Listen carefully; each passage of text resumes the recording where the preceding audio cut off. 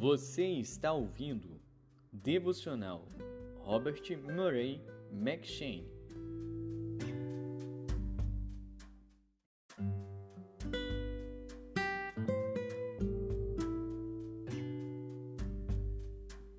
Segundo Reis.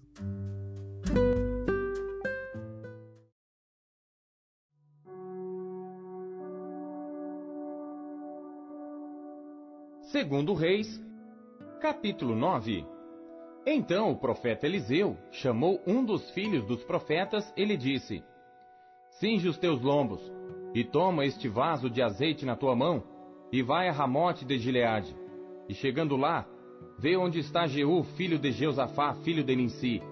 Entra e faze que ele se levante do meio de seus irmãos, e leva-o à câmara interior.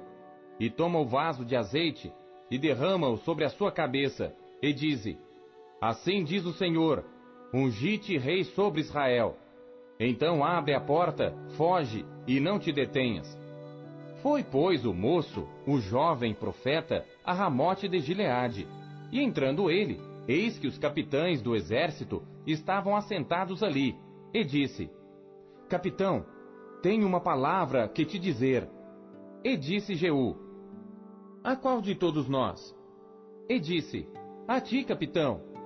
Então se levantou, entrou na casa e derramou o azeite sobre a sua cabeça e disse: Assim diz o Senhor Deus de Israel: Ungi-te rei sobre o povo do Senhor, sobre Israel.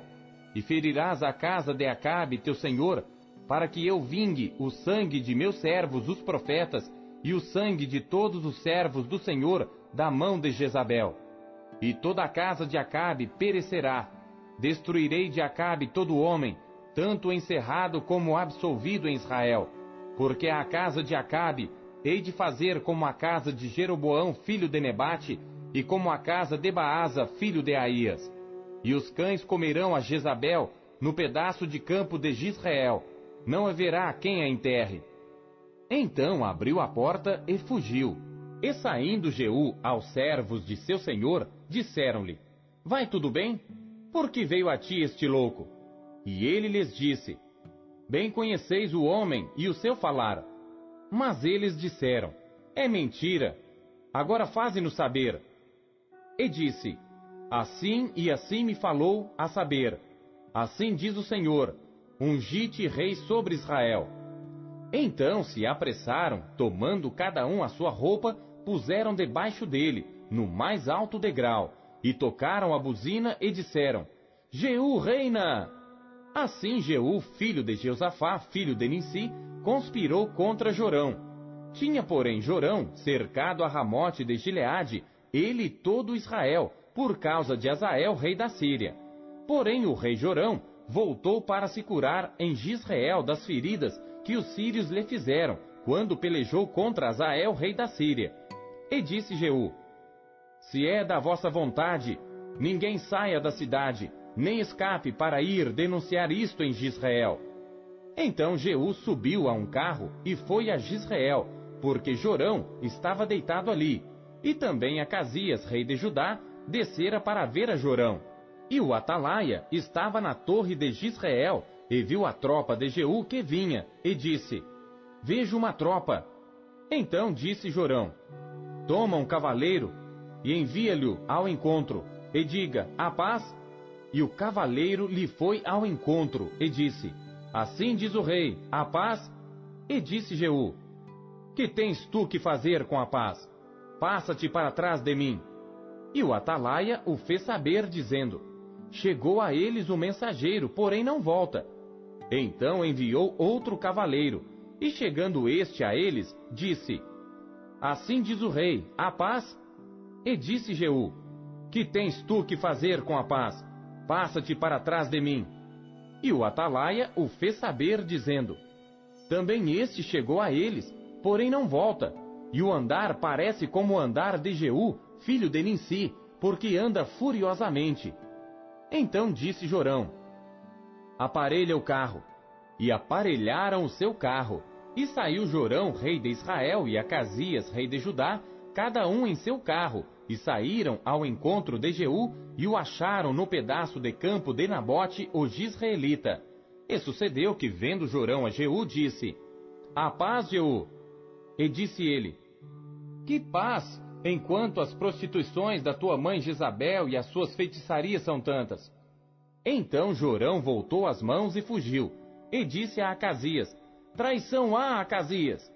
Mas Jeú entesou seu arco com toda a força e feriu a Jorão entre os braços, e a flecha lhe saiu pelo coração, e ele caiu no seu carro.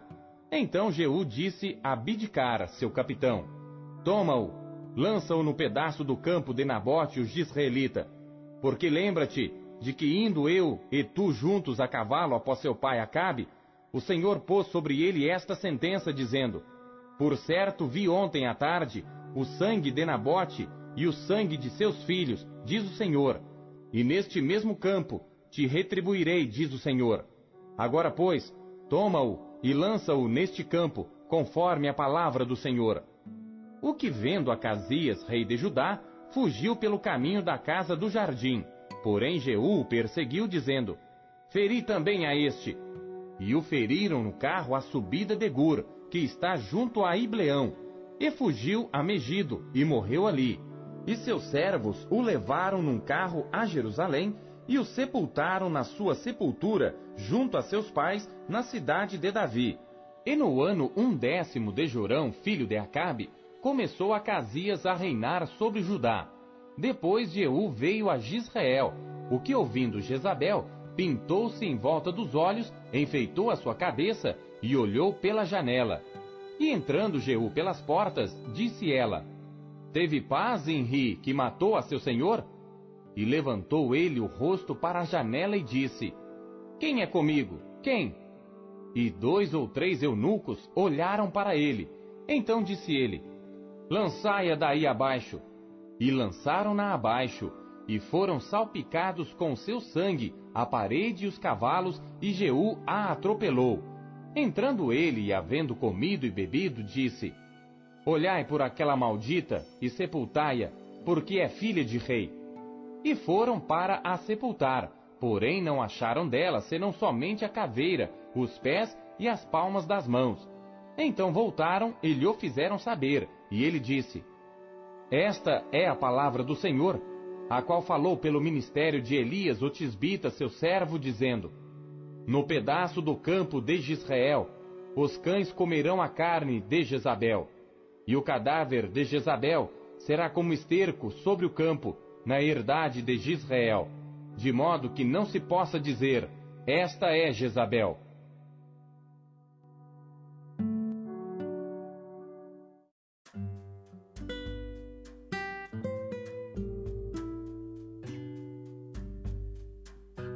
Primeiro Timóteo.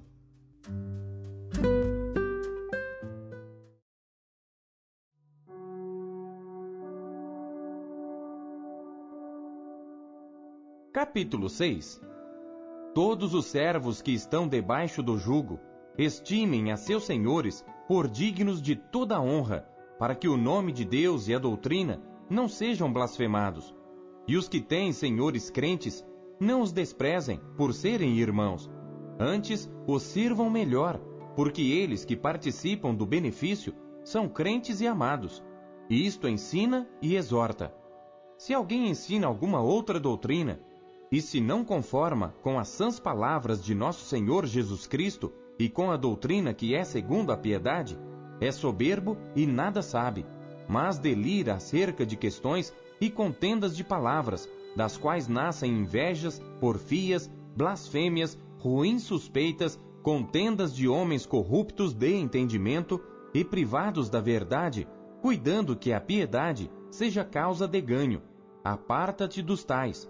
Mas é grande ganho a piedade com contentamento, porque nada trouxemos para este mundo, e manifesto é que nada podemos levar dele.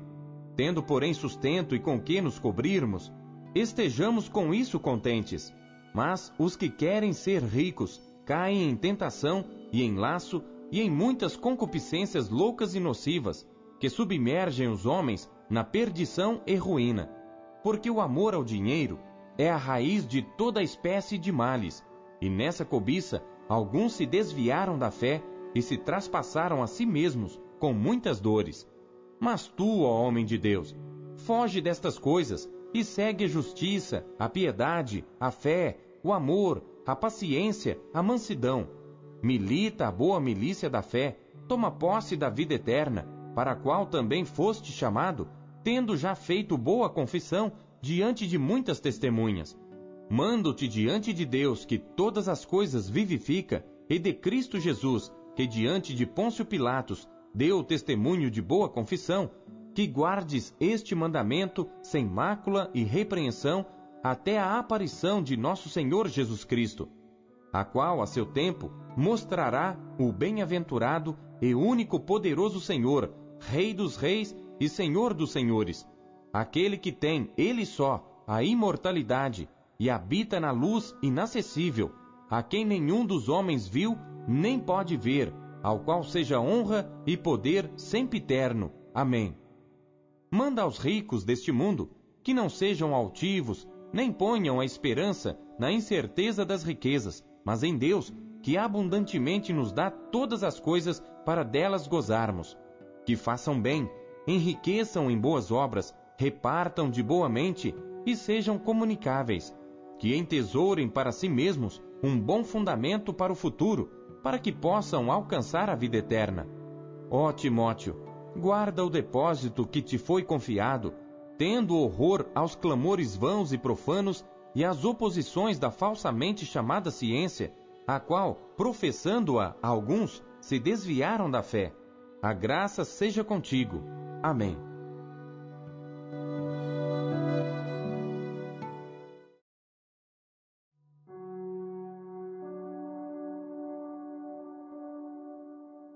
Oséias, capítulo 1.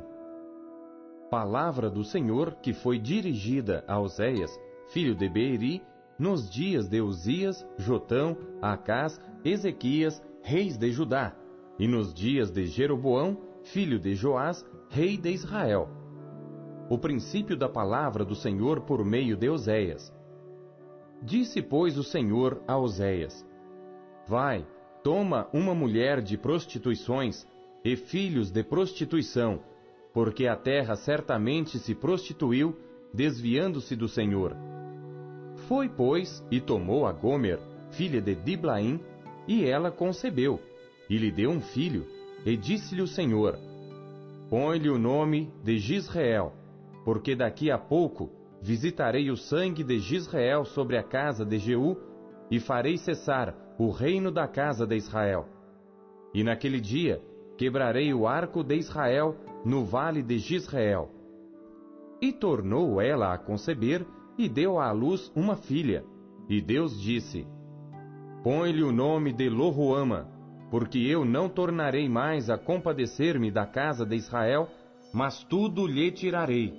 Mas da casa de Judá me compadecerei, e o salvarei pelo Senhor seu Deus, pois não o salvarei pelo arco, nem pela espada, nem pela guerra, nem pelos cavalos, nem pelos cavaleiros. E depois de haver desmamado a Loruama, concebeu e deu à luz um filho. E Deus disse: Põe-lhe o nome de Loami, porque vós não sois meu povo, nem eu serei vosso Deus. Todavia, o número dos filhos de Israel será como a areia do mar, que não pode medir-se nem contar-se. E acontecerá que no lugar onde se lhes dizia: Vós não sois meu povo, se lhes dirá: Vós sois filhos do Deus vivo. E os filhos de Judá e os filhos de Israel juntos se congregarão e constituirão sobre si uma só cabeça, e subirão da terra, porque grande será o dia de Jizreel.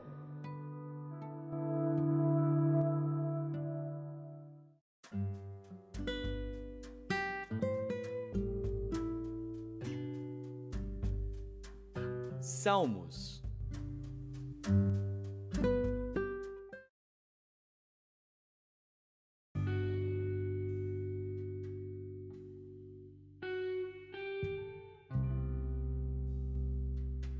Salmos, capítulo 119. Iode. As tuas mãos me fizeram e me formaram. Dá-me inteligência para entender os teus mandamentos. Os que te temem alegraram-se quando me viram, porque tenho esperado na tua palavra. Bem sei eu, ó Senhor, que os teus juízos são justos, e que segundo a tua fidelidade me afligiste. Sirva, pois, a tua benignidade para me consolar, segundo a palavra que deste ao teu servo. Venham sobre mim as tuas misericórdias, para que viva, pois a tua lei é a minha delícia. Confundam-se os soberbos, pois me trataram de uma maneira perversa sem causa. Mas eu meditarei nos teus preceitos. Voltem-se para mim os que te temem, e aqueles que têm conhecido os teus testemunhos. Seja reto o meu coração nos teus estatutos, para que não seja confundido. Caf, desfalece a minha alma pela tua salvação, mas espero na tua palavra. Os meus olhos desfalecem pela tua palavra. Entre mentes dizia: quando me consolarás tu? Pois estou como odre na fumaça. Contudo, não me esqueço dos teus estatutos. Quantos serão os dias do teu servo? Quando me farás justiça contra os que me perseguem? Os soberbos me cavaram covas, o que não é conforme a tua lei. Todos os teus mandamentos são verdade. Com mentiras me perseguem. Ajuda-me. Quase que me tem consumido sobre a terra, mas eu não deixei os teus preceitos. Vivifica-me segundo a tua benignidade. Assim guardarei o testemunho da tua boca. Lamed. Para sempre, ó Senhor, a tua palavra permanece no céu. A tua fidelidade dura de geração em geração. Tu firmaste a terra, e ela permanece firme. Eles continuam até ao dia de hoje, segundo as tuas ordenações, porque todos são teus servos. Se a tua lei não fora toda a minha recreação, há muito que pereceria na minha aflição. Nunca me esquecerei dos teus preceitos, pois por eles me tens vivificado. Sou teu, salva-me, pois tenho buscado os teus preceitos. Os ímpios me esperam para me destruírem, mas eu considerarei os teus testemunhos. Tenho visto fim a toda perfeição, mas o teu mandamento é amplíssimo.